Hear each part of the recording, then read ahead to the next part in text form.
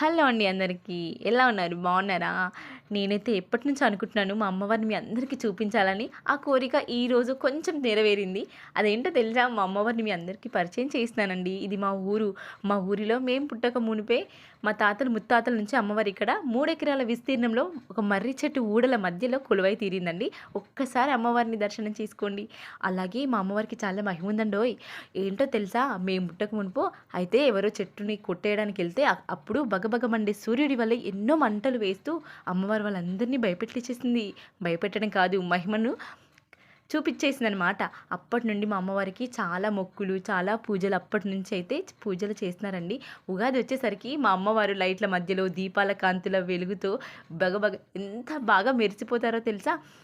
మంచిగా చేస్తారండి. మా ఊర్లో ఉగాది అయితే చాలా బాగా జరుగుతుంది. అమ్మవారికైతే బండ్లు, బోనాలు ఊరేగిస్తారు. చాలా బావుంటుంది తెలుసా అండి. ఒక్కసారి మీరు ఆ చుట్టుపక్కల ఉంటే ఒక్కసారి విజిట్ చేయండి. నిజమా కాదా అని కొంతమందికి డౌట్ వస్తది కదండీ! ఒక్కసారి విజిట్ చేయండి. మా అమ్మవారిని మీ అందరికీ పరిచయం చేసినందుకు నాకు చాలా హ్యాపీగా ఉంది. ఏమంటారు? మా అమ్మవారు చాలా మహిమగల తల్లండి. ఒక్కసారి దగ్గరికి వెళ్లి చూస్తే ఇంకా చాలా బావుంటుంది. ఇందులో చూస్తే చాలా చిన్నదిగా మీకు కనిపించొచ్చు. దగ్గరగా చూస్తే ఊడలు, అమ్మవారు అసలు అక్కడ ఉన్న వాతావరణం ఒకలాగుంటుందండి. ఓకే అండి. Please support, subscribe, share. Okay. Bye.